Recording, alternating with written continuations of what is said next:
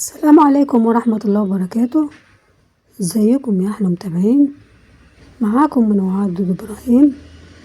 هنعمل النهاردة زي ما احنا شايفين من كوباية سميد وكوباية دقيق. هنعمل التحلية الجميلة جدا دي. وقبل ما نبدأ الفيديو نسلم الله ونصلي على رسولنا الكريم عليه أفضل الصلاة والسلام. فوائد السميد جميلة جدا وكثيرة جدا جسم الإنسان، فهو مصدر للطاقة، يحتوي على الكربوهيدرات المعقدة التي تمد الجسم بالطاقة لفترة طويلة، غني بالبروتين اللي يساعد على بناء العضلات وتجديد الخلايا، وخصوصا إذا كان من القمح. مفيد للدماغ والجهاز العصبي لأنه بيحتوي على فيتامين بي، يقوي العظام والأسنان لأنه بيحتوي على الفوسفور والمغنيسيوم والكالسيوم، يساعد على الشعور بالشبع. زي ما احنا شايفين أول ما هنبدأ نحط 1.5 كوباية سكر وكوبايتين مية. أنا عايزة وطبعا لما بيغلى على النار بقوم حاطة نص ويدوب طبعا السكر والمية، بنزل بعصرة ليمونة. زي ما احنا شايفين المكونات: كوباية سميد وكوباية دقيق، معاها علبة زبادي، 3 بيضات، بيكنج باودر، فانيليا. بنجيب الخلاط بتاعنا سهلة جدا، معمولة في الخلاط.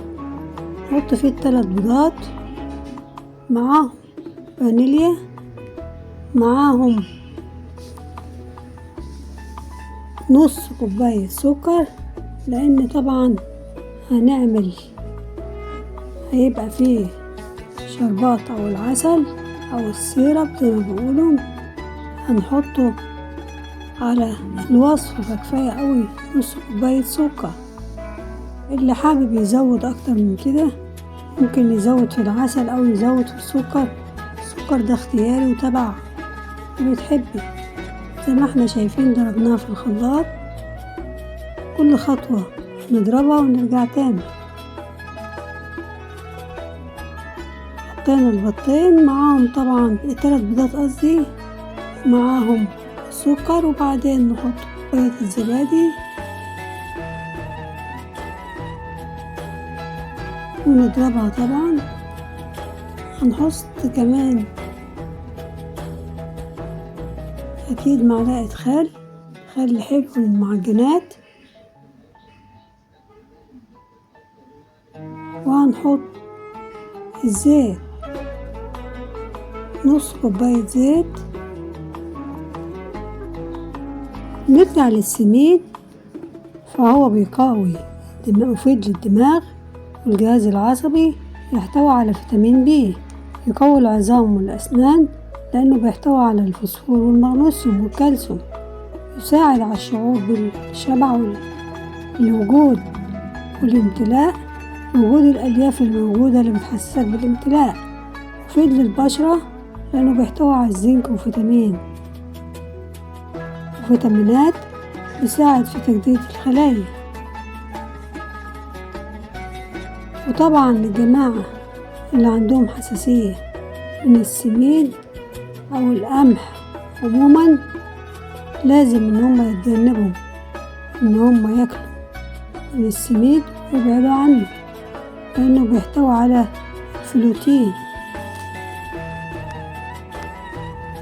بعد ما نخلص الخلاط وحطينا الزيت زي ما احنا شايفين، هنقوم جايين وهنجيب نحط بقى المقادير السايلة مع النواشف، اللي هو كوباية الدقيق مع كوباية السميد. وبرضو زي ما احنا شايفين بندخلهم رغم ان احنا نخلينهم قبل كده، خصوصا الدقيق. وهنحط كيس البيكنج باودر بتاعنا او الكيك شيف، وبنقلب في اتجاه واحد، ونكون مجهزين الفرن بتاعنا على درجة حرارة 180. أنا المرة دي عملتها في في قالب مستطيل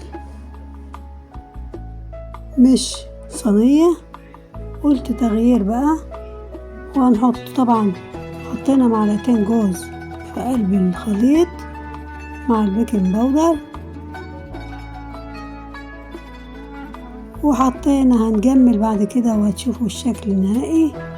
هنجمل برضو بالجوز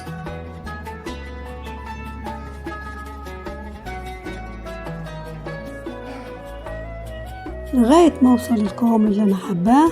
هكون جايبة القالب زي ما احنا شايفين، وهنغلفه بزبدة او سمنة، واقوم حاطة شوية دقيق نبدره كده، وبعدين ننزل بالخليط زي ما احنا شايفين، وبالشيش طاووق بتقلبيه كده بحيث ان انت تشوفي لو فيه هوا ولا حاجة. نكون مجهزين الفرن، وده شكلها لما خرجت من الفرن وهي سخنة كده. سخنت برضو الشربات او السيرب والعسل اللي احنا عاملينه، مش تقيل زي ما احنا شايفين، بيبقى خفيف نوعا ما.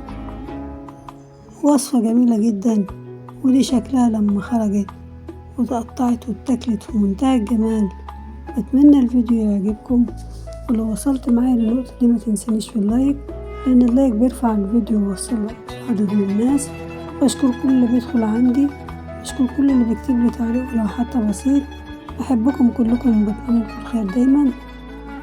بشكر كل اللي بيدخل سواء من مصر أو من خارج مصر، زي الجزائر وتونس والسعودية والعراق. بتمنى لكم كل خير، صحة وسعادة، وإلى اللقاء مع فيديو جديد ووصفة جديدة. السلام عليكم ورحمة الله وبركاته.